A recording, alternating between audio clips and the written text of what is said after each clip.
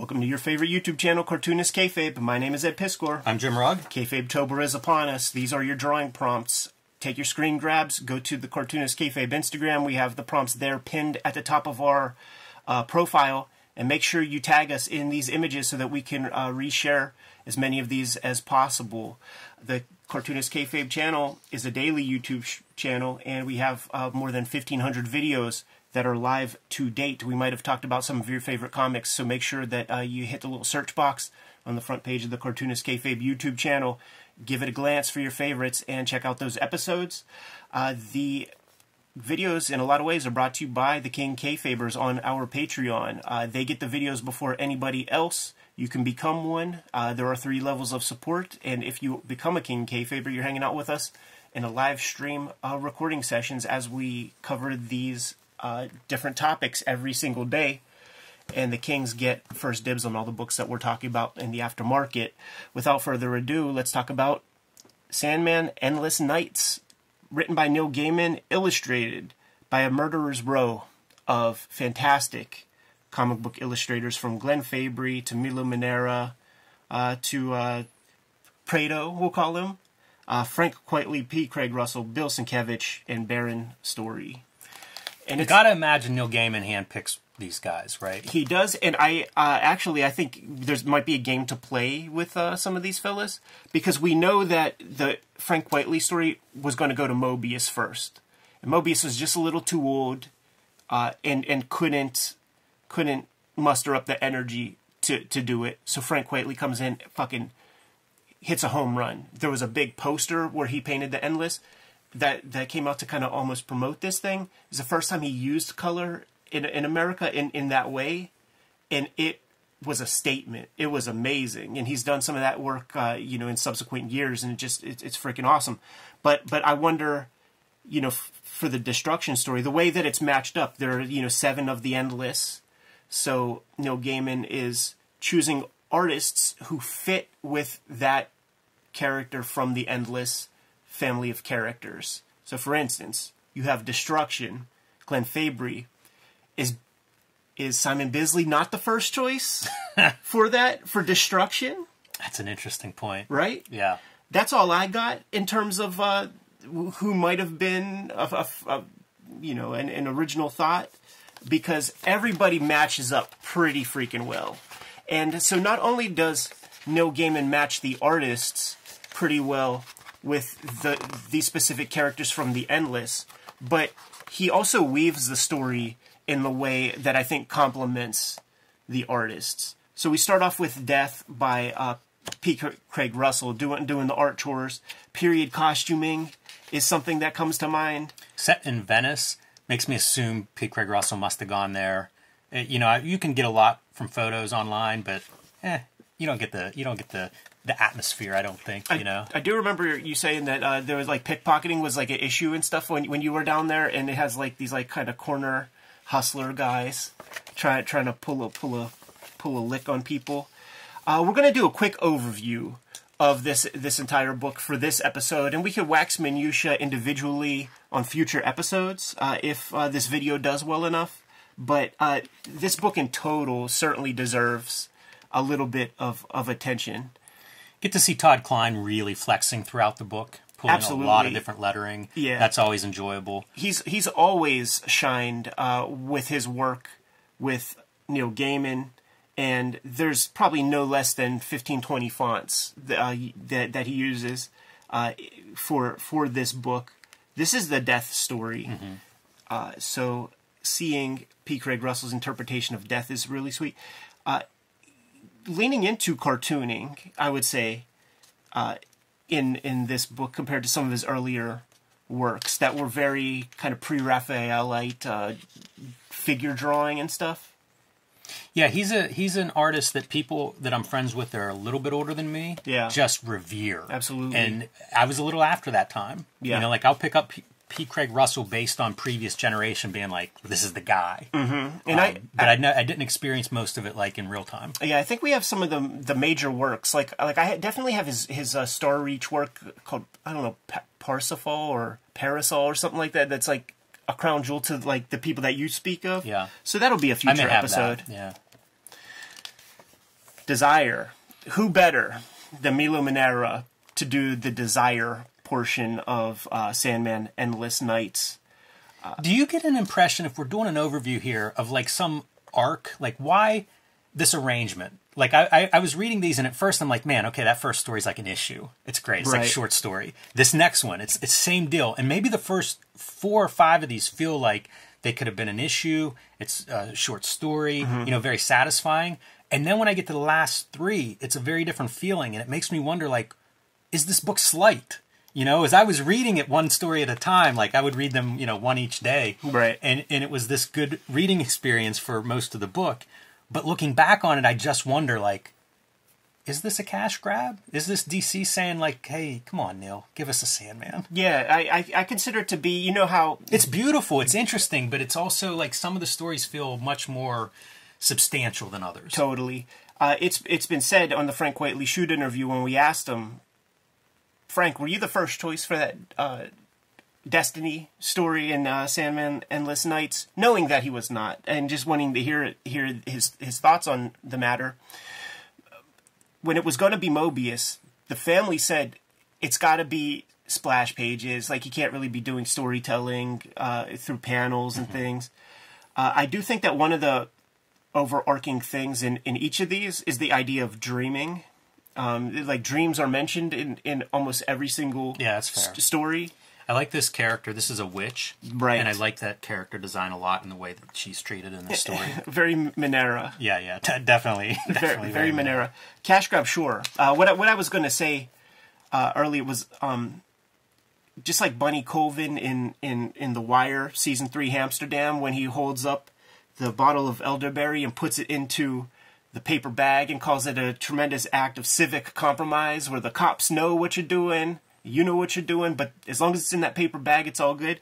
I think Neil Gaiman is one of the great politicians of mainstream comics, in that he said, listen, if you use the dream character, I will never do anything for you ever again, DC Comics. And they made good on that agreement, and he made good on that agreement. And the things that he comes back for, he wants to make money for them. Here's another game to play. Who's your favorite artist? In terms of just the stories that are in here, which story do... Because this is gorgeous, dude. Yeah. I do think that Brian James is cast in this film right here, man. Does that not look like him? It does, totally. And then he also ends the way he does in every movie also. Not That's necessarily right. with the decapitation, but he certainly is not, like, long for this world. Very true. Desire's a tough nut to crack in terms of drawing. Yeah. Because it is an androgynous character. And Gold Dust. It gets handled a lot of ways in the comics, and sometimes it'll be a very masculine image, then the very next panel kind of feminine. Having that strong jaw, but the kind of soft features within, like that is pitch perfect. And you could do a zine of this type panel of the eye close-ups, but that's a beautiful page. Yeah. Like, it works really well on that page. Gorgeous watercolor throughout. So Desire allows for monkey's paw type stories, and that's what we have here. This video is brought to you by the books that we make. The best way to support Cartoonist Kayfabe is to buy our books. I have Street Angel, Princess of Poverty, coming out in November. You need to pre-order that one now. It is part of a set with Street Angel, Deadliest Girl Alive, collecting all of my Street Angel comics. October 26th, I will be selling my self-published comics on jimrugg.com. That includes True Crime Funnies, the BW zine, and the 1986 zine. And Hulk Grand Design, my contribution to the Grand Design mythos, is sold out at the distribution level, so pick that one up if your comic shop still has a copy. Ed's Hip Hop Family Tree Omnibus will be in stores in November. I recommend that you pre-order this one. Get your name on a copy because these are going very fast. X-Men Grand Design Trilogy trade paperback will be out in November, collecting all 3 volumes of X-Men Grand Design by Ed Piskor. And Red Room, Antisocial Network, and Trigger Warnings are already out, and in January they will be joined by Crypto Killers. And now back to our video. You know, there's this guy with a mullet. It almost looks like your Facebook profile photo, actually, right there, man. And Dare to dream. And he gets all the chicks, and she wants some of that. It's neat what Manara draws in here, too. Like, the sword between them. It's a beautiful sword. Right. You know what I mean? Like, if you're into that, I feel like you'd be really happy with that panel. So she goes from not being even noticed to being like coquettish, teasing him out, and then it is a monkey's paw story, so it has to end as such. We'll say, man, we could dig deeper and do a whole episode of that at some point. That's cool, and I like the way he often will show Neil Gaiman will often depict mortals in contrast to the endless, right? And you get it in that story with Desire really well, and you do not get it in this story, which is like full. He went full Gaiman here, and it's that kind of fairy tale sort of story where Dream is being associated with stars and suns and planets in the galaxy. Like that's what these creatures are, and their light might not shine bright. They might, be toast. There's a particular star that he's interested in, but then she fucks somebody else, so he completely loses interest. You have young Sol, which is Spanish for sun, who has a dream of having a galaxy with a population. Yeah, it's a bizarre story. It's so strange to conceptualize some of this. Helen Bonham Carter, I would say. Yeah, straight from Fight Club.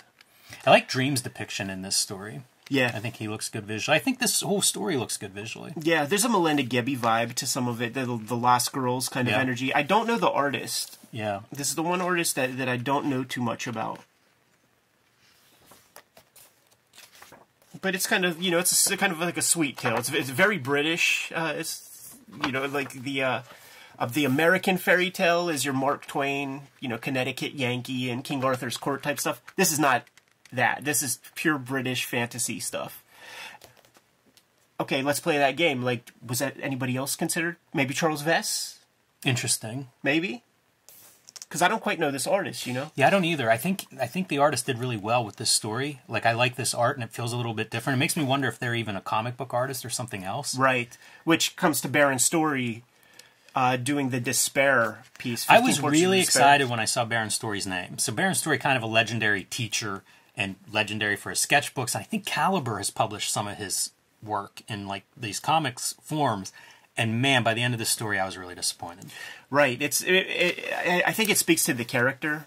I think so. Yeah, I think so. Because it's kind of all over the place. I was wondering if each of these pieces built to the next, and it was a little incoherent because there are bits that feel like they connect, but it starts to get schizophrenic. One of the things I have criticized Neil Gaiman for in the past is I sometimes read one of his comics and think, well, would this have been better as just a prose story? Mm-hmm. And this story in particular feels a little bit that way to me, in that there seems to be the biggest gap between the text and the images. Sure. And I do wonder how it gets put together, do you just get 300 or 400 images from Baron's story and then arrange them? Right, because this looks expensive, right? This looks very expensive to produce, this amount of work. And you just know that, when these early pieces are not... He didn't draw these at 5 inches, probably. No, they look big. Those look like sketchbook pages. Totally. Size. So, this just looks like a massive amount of work. But I also think he didn't draw them just for this. Like that looks like a piece done just for this. Totally. But not everything does. And it makes me wonder, too, did he get the story and then go through his own work and assemble it? Right. Which is pretty interesting. Yeah, it's curious. Like I said, I find it to be the biggest gap between image and text, but it doesn't necessarily mean that's a bad thing. It probably means I need to read it more than once to really try to make those connections. But some of the imagery is just mind-bending. Now, Baron Storey, of course, right? Heavy hitter, but it's an inside baseball kind of creator, I would say. A luminary of illustration. Lord of the Flies book cover comes to mind. But Clive Barker gave a bunch of heat to Sandman early on with intros and things. And that makes me wonder, was Clive maybe choice number one when I see some of this kind of stuff? That's really interesting, yeah. Yeah, you can imagine... Oof, yeah, that never occurred to me till you say it just now, but that's pretty insightful. Now this, to me, feels like a perfect matchup of Bill Sienkiewicz doing the Delirium character. That's the other thing. These characters are so abstract. Yeah. The idea of putting an image with them. Yes. they're wild to me to think of as a writer, let alone like now we're going to make this very abstract concept, draw a humanoid figure, you know, that fits this. Right. One other piece about the dream sequence is that it in Sandman canon it has a big place in that narrative, in that in this story, Sandman, his favorite sibling of the Endless is Desire at this point. And throughout the comic book proper, the monthly comic, there's nothing but disdain between Sandman and Desire. And in fact, Desire is his folly. So like this story kind of establishes that part. It does. It even references it in here where it says like this moment, what it happens here. Yeah. Changes the rules for the Endless. Right. And then, of course, you know, Delirium, before Delirium, she's Delight. And I think she shows up as Delight in that old story, too. So you could kind of have some idea of the time frame of stories. Because if you have... You hear this a lot lately in podcasts and stuff, where people are really promoting the idea of, like, physical exertion and having some adversity in your life. And they couch that with saying stuff like, if you are... So the character's Delight, right? If you are just happy all the time and you're just kind of giving in to those impulses, like that can mean 10 donuts a day, that can mean binge watching stuff, and maybe Delirium comes after that for real, you know, like... That's a good point. Speaking of cartooning, this sequence of the alarm clock to me is fantastic cartooning. It goes one way, it goes the other way, it gets pushed down. Yes. So simple, but very lively, and for, you know, this kind of art, like you can do this stuff poorly. Using all kinds of media on this piece, and we have many different points of view. It looks like Gen 1 of Bill Sienkiewicz fucking with Photoshop, because we got some 72 DPI imagery in here way after the fact. That's a little weird, when we knew what the stuff was, but honestly... Yeah, I mean, I'm seeing it right here. Honestly, Jimmy, I think in that Teenage Mutant Ninja Turtles comic you showed us, there was bad resolution. So, like, somebody has to send Uncle Bill the memo that, like, maybe you got to bump up the DPI on your stuff. I was very excited. You know, several points of view, and of course, we said it before, Todd Klein shining with the lettering there. But amongst these several points of view, dude, it's Henry Darger. It's like literally a Henry Darger story. The guy goes home, forces himself to write 20 pages of a story. If he doesn't, he has to smack his dick with a roller a bunch of times. And he's also a painter, and he puts together art shows. The one difference to make this a unique character is that this guy is a janitor at a school rather than at a hospital. See, it's his Vivian girls right here. It really is. So we get to see Bill Sienkiewicz doing his, like, Henry Darger nods, which is, to me personally, is extremely fantastic to get to see. And it has the tropes, like it has, like, you know, Campbell's soup can looking kids and kind of paste up stuff. You see the same fish, you know, here and there. Yeah, it's bizarre. This is another one I'd be curious, like, what on earth does a script look like for this? Totally, because even as a reading experience, it reads like Delirium's speech pattern. And, like, I couldn't really make heads or tails that much, which I think was kind of the point. Yes. But super cool to see Bill flex his chops in, 2004, 2005, when he really wasn't doing that much comic stuff. This might be his last comics, as far as I know. Well, maybe that Turtles thing, but he doesn't do that much. We've been mentioning... I've been dreaming of these PDFs I want people to make. Yeah. And one of them is a collection of Bill Sienkiewicz comic book covers. Sure. And I've even designed it in my head as being like, I want them alphabetically organized. Right. But it is cool to see the range of materials, you know, like that's where I often think of that stuff. But to see it all in a story like that, that's pretty impressive. So here you go with Destruction, Glenn Fabry, and you mentioned Simon Bisley as a possible alternative choice. Pretty interesting concept. Because it's destruction. Yeah. You know, and honestly, I think this Glenn Fabry becomes the guy, and I think that Neil Gaiman catered the story more towards Glenn Fabry.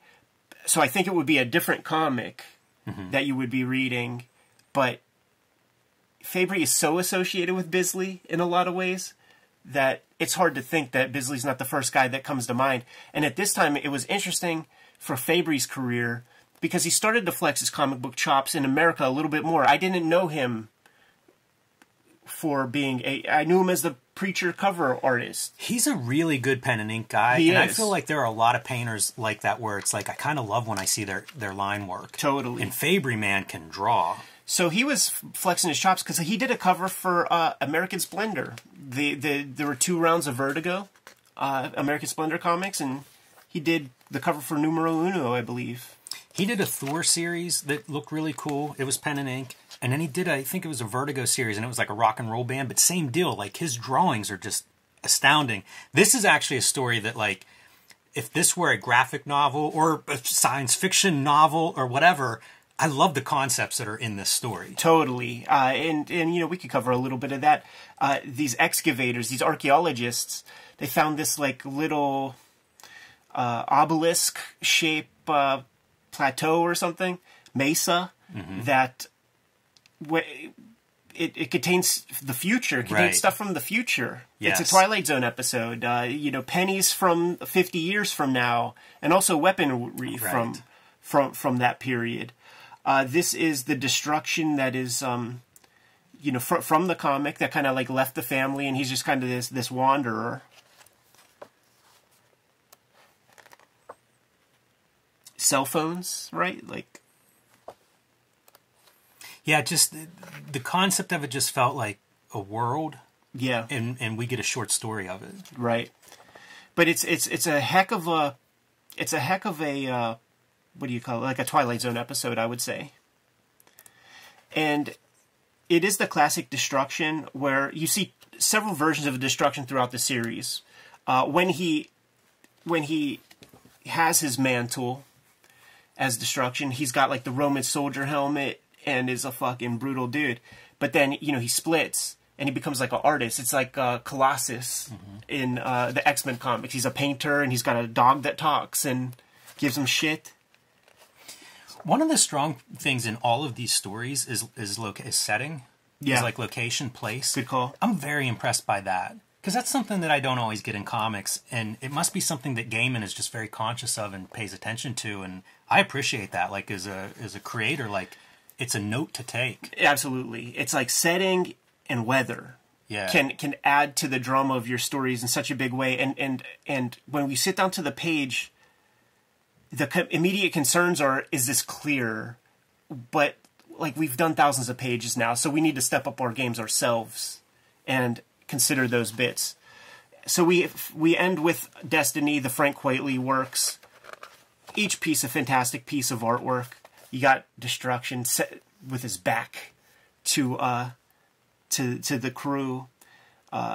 Some language in here about sometimes, you know, the statues move at incremental paces and stuff, which is such a fantastic idea. Imagining, you know, these being concepts that have existed forever. So then, like, imagining their attire changing. And I really love this treatment for perspective. This has nothing to do with the story, but I love this. You have all of your vanishing point is back here, right? Mm-hmm. But these are vertical lines for the wall, and then horizontal once you get onto the ground plane. Right.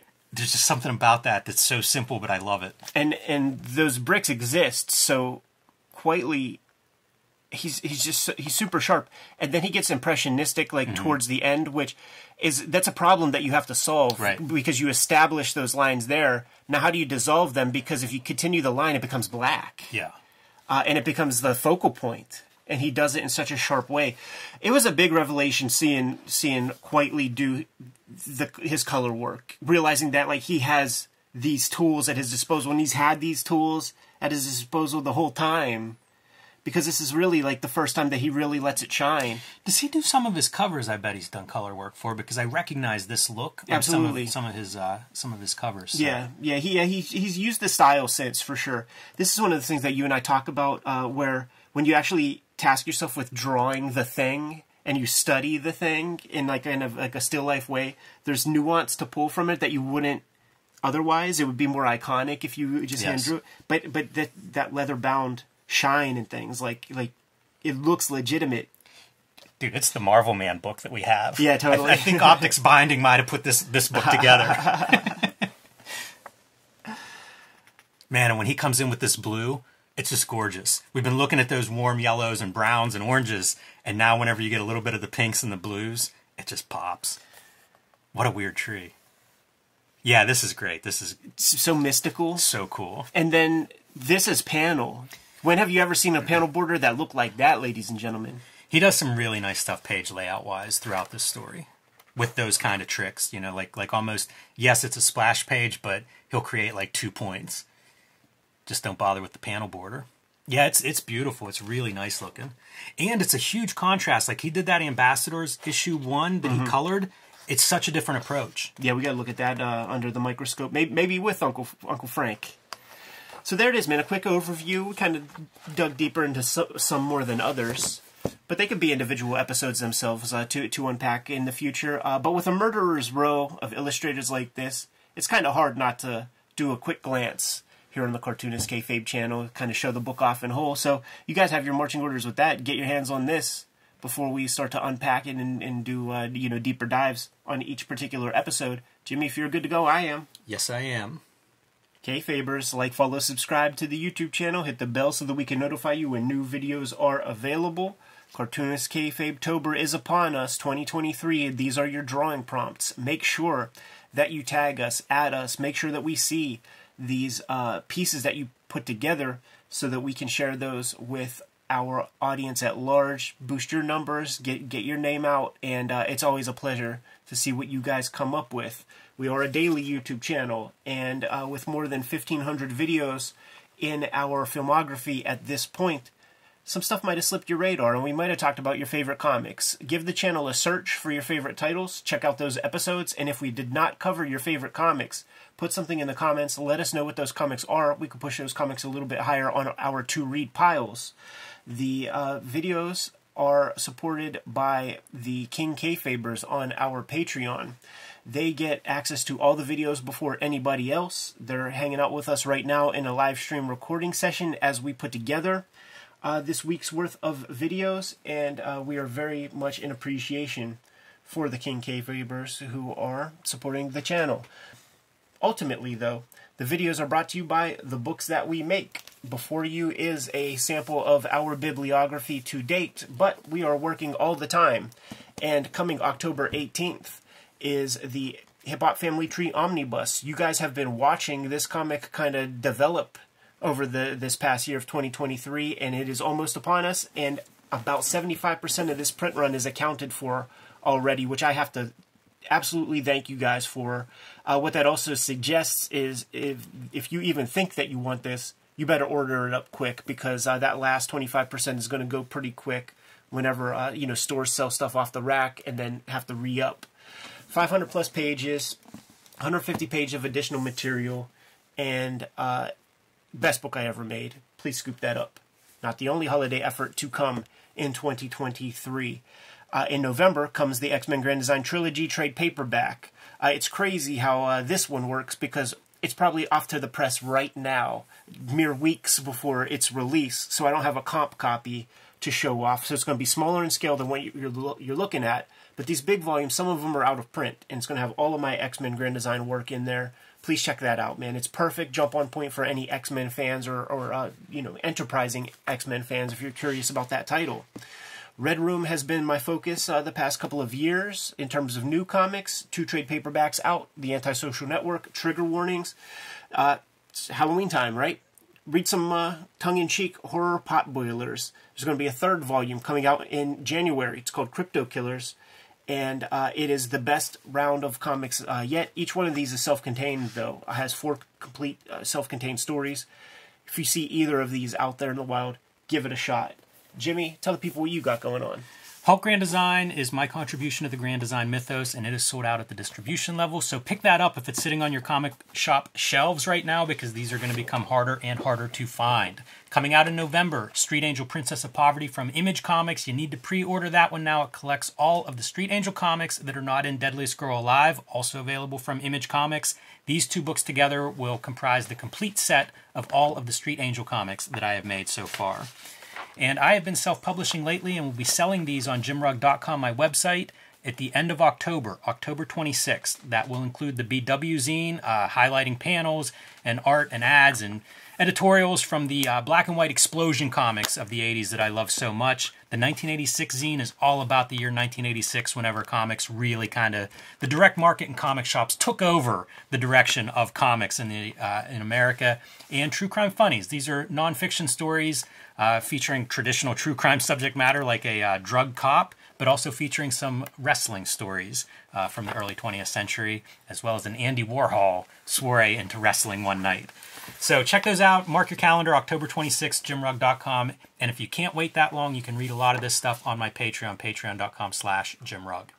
The books are the most important part to keep the channel solvent and to keep the videos coming to you on a regular basis. But there are some ways to directly support the Cartoonist Kayfabe channel. Jimmy, let the people know. Subscribe to the Cartoonist Kayfabe newsletter at the links below this video. It's a way for us to keep you up to date on what we have going on and where we're going to be. You can also pick up Cartoonist Kayfabe t-shirts, merchandise, mugs, hats, stickers, all kinds of stuff at our spread shop. And that link is also under this video in the show notes. There you have it. Plethora of ways to support the Cartoonist Kayfabe channel. Jimmy, please give the people their final marching orders and we'll be on our way. Read more comics.